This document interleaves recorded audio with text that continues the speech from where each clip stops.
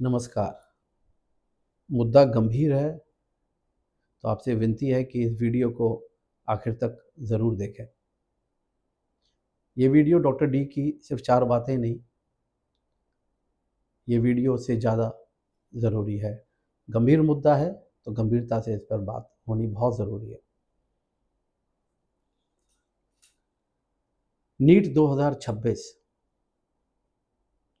इसका paper out हुआ, इम्तिहान निरस्त हुआ और अब 21 जून 2026 को नीट का इम्तिहान दोबारा है। इम्तिहान कराने वालों के लिए बड़ा सिंपल है, तब नहीं हुआ, अब कर लेंगे। 21 लाख बच्चे ही तो हैं। 1 महीने पहले एग्ज़ाम दिया है, दोबारा दे देंगे, क्या फ़र्क पड़ेगा? ये उनकी सोच है और ये सोच तानाशाही सोच है। It's like a thought of a dictator. NTA, ये वो एजेंसी है जो इस एग्ज़ाम को कंडक्ट कराती है। कोई ज़िम्मेदारी नहीं। 2024 में पेपर आउट हुआ, 2025 का पता नहीं आउट हुआ कि नहीं हुआ, शायद हुआ होगा, पता नहीं पड़ा होगा, और 2026 में दोबारा पेपर आउट हुआ। लेकिन क्या मुद्दा सिर्फ इतना है कि ये पेपर आउट हुआ, छात्रों ने कंप्लेन की, पहले एनटीए वाले मानने को तैयार नहीं थे, फिर उसके बाद में जब बहुत दबाव आया तो चलो एग्ज़ाम कैंसिल कर देते हैं। वो एग्ज़ाम कैंसिल करना स्टेप ठीक है, लेकिन ये नौबत ही क्यों आई? ऊपर से शिक्षा मंत्री की तरफ से कोई बयान नहीं आता है। आया होगा तो मुझे पता नहीं, लेकिन जितना मैंने न्यूज़ को फॉलो किया है, उनकी तरफ से अभी तक कोई बयान नहीं है। प्रधानमंत्री जी, मैं मानता हूँ कि बड़े मुद्दों से इस समय लड़ रहे हैं देश को लेकर के, लेकिन ये भी कम नहीं है। 21-22 लाख छात्रों की बात है, ये भविष्य है हमारा। प्रधानमंत्री जी को इसमें प्रोएक्टिव होकर के आगे आना चाहिए और जितने भी लोग इस भ्रष्टाचार में लिप्त हैं, उन सब के खिलाफ ऐसी कार्रवाई होनी चाहिए कि जो एक मिसाल बने, आगे लोग ऐसा करने से डरें।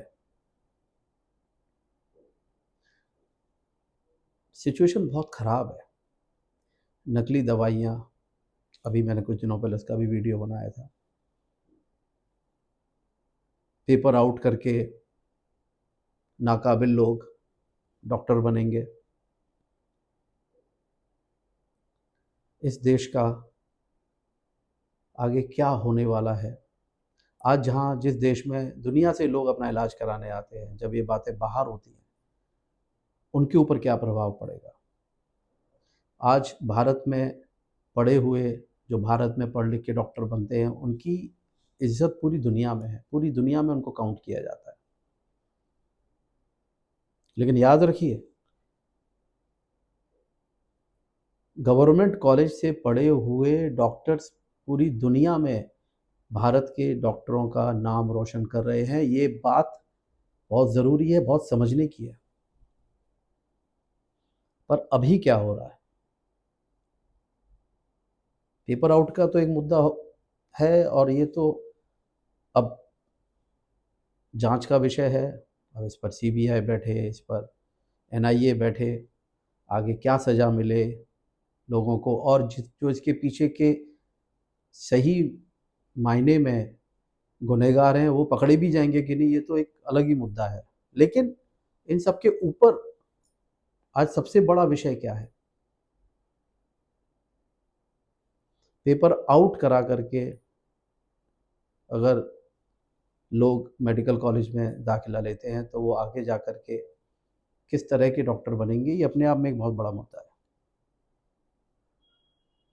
तो अगर जड़ से ही इलाज नहीं किया गया और नींव को ही मजबूत नहीं किया गया, तो इमारत कमज़ोर बनने ही वाली है। और जो लाखों रुपया देख करके पेपर आउट कराएंगे, तो आगे जाकर पैसा ही कमाना चाहेंगे। इसको गंभीरता से लिया जाए। प्रधानमंत्री जी से ये मेरी हाथ जोड़ करके मेरा ये निवेदन है, मेरी विनती है कि वो इस पर खुद आगे आकर के एक्शन लें। फिर हम बात करते हैं कि मेडिकल एजुकेशन का भारत में क्या हो रहा है। एक तरफ पूरा कोचिंग क्लासेस का नेक्सस, लोग बच्चे लाखों रुपया खर्च करके कोचिंग क्लासेस में जा रहे हैं, और कहीं ना कहीं ये मैं दावे से कह सकता हूँ कि ये पेपर आउट कराने में भी कोचिंग क्लासेस का, सभी नहीं लेकिन हाँ, जो इस रेस में है कि कौन नंबर 1, कौन नंबर 2, कौन नंबर 3, किसके पास ज़्यादा स्टूडेंट आए, कहीं ना कहीं ये उनका भी हाथ होता है। क्योंकि जब किसी कोचिंग क्लास के बच्चे ज़्यादा निकलते हैं तो उसके पास ज़्यादा स्टूडेंट आने लगते हैं, तो फिर एक तरह से ये एक उनका मार्केटिंग का मुद्दा बनता है, उसके लिए वो किसी भी हद तक जा सकते हैं। तो कोचिंग क्लासेस, महंगी महंगी कोचिंग क्लासेस, इन पर लगाम लगना बहुत ज़रूरी है। दूसरा, और क्या हो रहा है, जहां हम ये कहते हैं कि शिक्षा निजीकरण से दूर होनी चाहिए, बहुत ज़्यादा शिक्षा में निजीकरण नहीं होना चाहिए, वहाँ हमारे देश में फ़िलहाल क्या हो रहा है। आज हमारे देश में प्राइवेट मेडिकल कॉलेज में जो अंडर ग्रेजुएशन की जो सीट हैं वो 60,000 है, और गवर्नमेंट कॉलेज में 40,000। ये हम कहाँ जा रहे हैं, ये हम किस तरफ जा रहे हैं। शिक्षा का जो स्तर गवर्नमेंट मेडिकल कॉलेजेस में है, वो पाने के लिए प्राइवेट मेडिकल कॉलेजेस को पहले उस तरह की मानसिकता को लाना बहुत ज़रूरी है। उतने मरीज क्या वहाँ आते हैं प्राइवेट मेडिकल कॉलेजेस में, ये एक हमेशा से एक बहस का मुद्दा है। प्राइवेट मेडिकल कॉलेजेस की फ़ीस कितनी होती है, ये अपने आप में एक बहस का मुद्दा है। सरकार अगर मेडिकल कॉलेजेस को, मेडिकल एजुकेशन को इस तरह से निजी करती जाएगी, प्राइवेटाइज़ करती जाएगी, तो आगे जा कर के हमें बहुत दिक्कतों का सामना करना पड़ेगा। गवर्नमेंट मेडिकल कॉलेज में जब काम करके हम हर तबके के मरीज़ों को देखते हैं, गरीब से गरीब, वहाँ पे जो ज़िम्मेदारी का एहसास मिलता है, वो प्राइवेट मेडिकल कॉलेज में मिलना अभी भी बाकी है। लेकिन कुल मिलाकर के असली मुद्दा ये है कि निजी और गवर्नमेंट, सरकारी, इन दोनों के बीच में एक रेशियो, एक अनुपात तय करना बहुत ज़रूरी है। जहाँ अभी 60,000 सीटें प्राइवेट मेडिकल कॉलेज में और 40,000 गवर्नमेंट मेडिकल कॉलेज में है, ये उल्टा होना चाहिए। गवर्नमेंट मेडिकल कॉलेजेस ज़्यादा बनने चाहिए, गवर्नमेंट मेडिकल कॉलेजेस में ज़्यादा सीट्स होनी चाहिए। तो हमारी हमारा जो डिस्कशन है वो शुरू होता है पेपर आउट के मुद्दे से, लेकिन इसकी जड़ें जाती हैं निजीकरण से भी, कि मेडिकल एजुकेशन का जो निजीकरण हो रहा है वहाँ से भी। डॉक्टर बनना ये वैसा ही है जैसा आर्मी में जाना है, जैसा सेना में भर्ती होना है। इस बात को हमको बहुत समझना होगा, हमारे बच्चों को समझाना होगा। अगर आप बड़ी-बड़ी गाड़ियाँ, बड़े-बड़े बंगले बनाना चाहते हैं तो डॉक्टर मत बनिए। अगर आप सेवा करना चाहते हैं तो डॉक्टर बनिए। देश पहले, लोग पहले। लेकिन जो लोग पेपर आउट करा के, जो लोग कैपिटेशन फ़ी दे करके, जो लोग बहुत ज़्यादा खर्चा करके जब जाते हैं मेडिकल कॉलेज में, तो क्या हम उनसे ये उम्मीदें कर सकते हैं? जो माँ-बाप 10-10, 20-20, 30-30 लाख रुपए में पेपर खरीदते हैं, जो माँ-बाप करोड़ों रुपया दे कर के कैपिटेशन फ़ीस दे कर के अपने बच्चों को मेडिकल कॉलेज में एडमिट कराते हैं, प्राइवेट मेडिकल कॉलेजेस में, क्या हम उनसे ये उम्मीद कर सकते हैं? थोड़ा मुश्किल है, थोड़ा हज़म होना भी मुश्किल है इस बात का।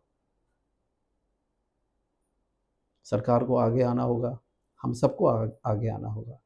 पहले हमको हमारे बच्चों के अंदर ये बात उन्हें समझानी होगी कि आप अगर डॉक्टर बन रहे हैं तो आप सेवा भाव के लिए बन रहे हैं। आपकी ज़िंदगी बहुत अच्छी कटेगी, आपको हर सुख सुविधा मिलेगी। लेकिन अगर आप बहुत ज़्यादा लग्ज़री चाहते हैं, बहुत ज़्यादा धन अर्जित करना चाहते हैं, तो शायद डॉक्टरी आपके लिए नहीं है।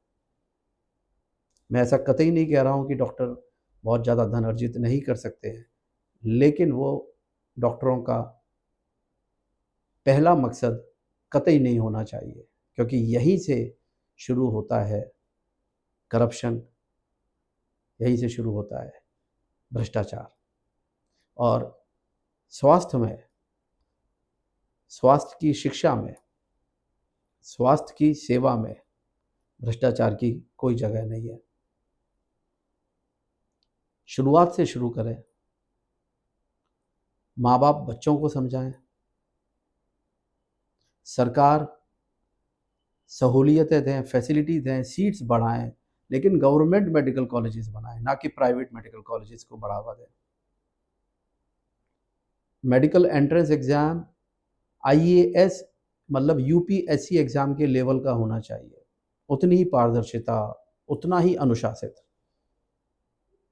और मेडिकल में एंट्रेंस होने के बाद बच्चों के अंदर लगातार ये भावना हमको डालनी है कि सेवा परमो धर्म, ये ज़रूरी है। अपना घर ज़रूर चलाएँ, अच्छी ज़िंदगी जिएँ, लेकिन सेवा भाव हमेशा अपने अंदर रखें। और वो तभी पॉसिबल है जब माँ-बाप से शुरू होकर के सरकार और फिर मेडिकल कॉलेज में टीचर्स, ये सब चीज़ें अपने बच्चों में और अपने स्टूडेंट्स में इस विचार को उपजाएँ, इस विचार को अंकुरित करें। मुद्दा बड़ा है, वीडियो बहुत बड़ा हो सकता है, भावनाएँ हैं, कहीं हमें भी अपने आप को रोकना पड़ता है, पर तकलीफ़ है। खड़ा होना पड़ेगा, ज़रूरी है। ये नहीं सोचना है कि उन 20 लाख, 21 लाख बच्चों में कोई हमारा है, सब हमारे हैं, क्योंकि वो हमारे देश का भविष्य है। हमको सबको उनके साथ खड़ा होना है। उन्हें सहानुभूति की नहीं, उन्हें विश्वास देने की ज़रूरत है, और वो हम सबको देना है और हम सब देंगे। उम्मीद करता हूँ कि ये वीडियो आपके अंदर कुछ तो सवाल पैदा करे और आगे सवाल पूछने की एक ताकत दे। उम्मीद करता हूँ ये वीडियो अथॉरिटीज़ तक पहुँचे, सरकार तक पहुँचे, और शिक्षा, खासकर स्वास्थ्य की शिक्षा, मेडिकल एजुकेशन पर सरकार थोड़ा सीरियस हो। Government medical colleges, government medical college की सहूलियतें, गवर्नमेंट मेडिकल कॉलेज के इंफ्रास्ट्रक्चर प्राइवेट से बेटर करें, तब जा कर के इस देश में स्वास्थ्य की जो समस्या है उसका कुछ तो समाधान होगा। सरकार का भी ये कर्तव्य है कि वो कुछ ऐसा करे कि लोगों का और विद्यार्थियों का सरकार के ऊपर विश्वास जगे। उम्मीद करता हूँ एक नई सुबह जल्दी आएगी। नमस्कार।